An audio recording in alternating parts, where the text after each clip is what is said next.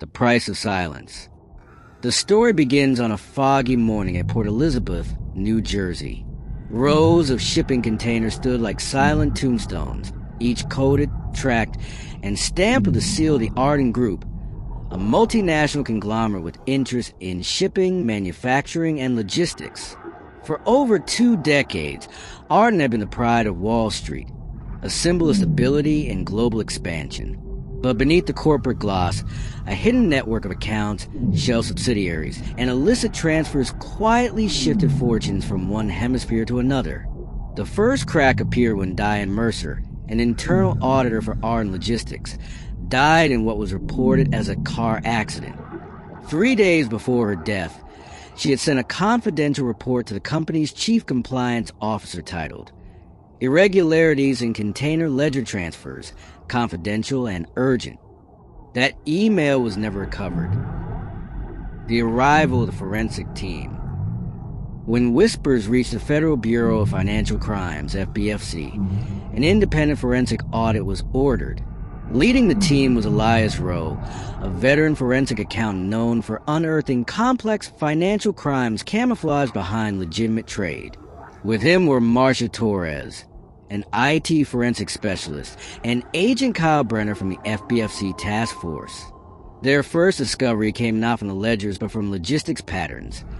Containers that left the port marked as scrap metal exports, but arrived in Rotterdam as medical equipment shipments. Somewhere along the line, documents had been falsified, taxes evaded, and millions siphoned. Elias's voice echoed to the silent audit room. Someone's washing dirty money in clean cargo. The deeper they dug, the murkier the waters became. The trail of ghost subsidiaries. The team traced multiple payments from Audit Logistics, subsidiary to a company named Mariton Holdings Limited, registered in the Cayman Islands. On paper, Mariton was a consulting service provider. In reality, it was a ghost entity, a corporate shell used to launder funds disguised as logistics consultancy fees. Marcia uncovered an encrypted trail linking Mariton to another offshore entity, Blue Wave Global Trading, which had no physical office, no employees, and no phone records. All payments of Blue Wave were approved under port equipment upgrades, signed by Samuel Cross, Audit Logistics Chief Financial Officer. The same Samuel Cross who, as internal memos later revealed, had authorized a $4.8 million emergency shipment clearance 3 days before Diane Mercer's death. The whistleblower's files. When the forensic team finally accessed Diane's backup drive, hidden in her office locker, they found a folder named Echo. Inside were scanned invoices, transfer receipts, and a personal diary entry.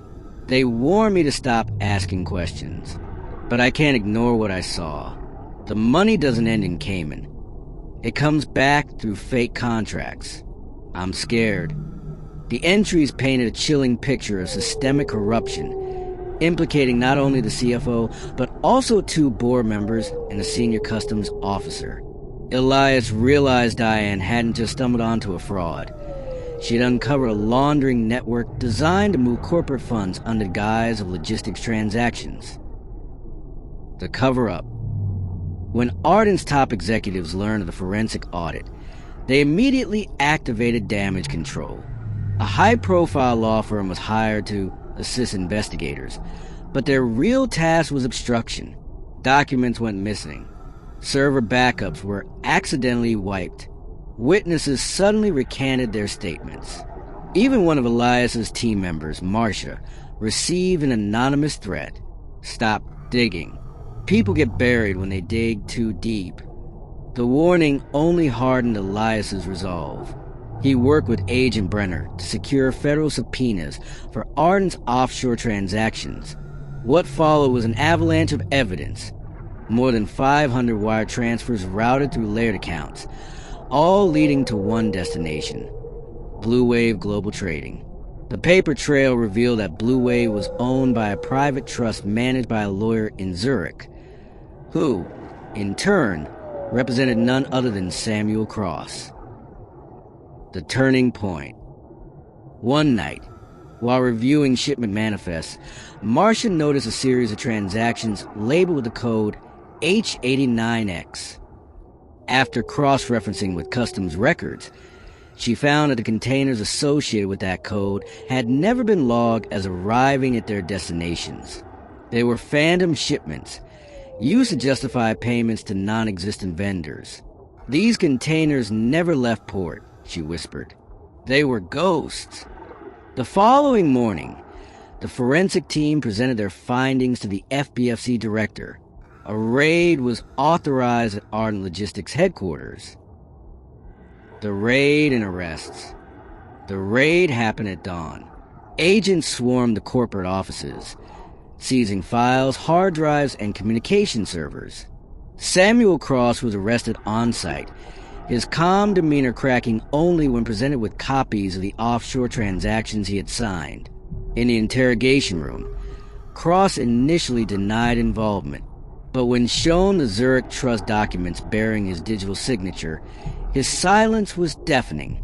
He finally muttered, "You don't understand. I was told it was for company growth. They said everyone was doing it." "Who's they?" Elias asked.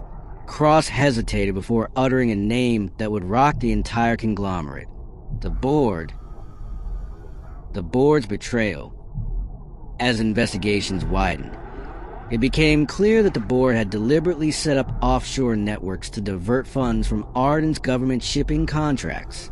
Millions allocated for port development and logistics modernization had been rerouted through layers of shell companies, only to reappear as consulting dividends. Even more damning were communications between Ardent's legal department and a senior customs officer, messages proving that the company paid bribes to fast-track shipments and falsify export declarations. When the evidence reached federal prosecutors, charges were filed not only against Cross, but against 4 Ardent executives and 2 government officials. But the true cost of their greed had already been paid in silence. Diane Mercer's silence. The courtroom showdown.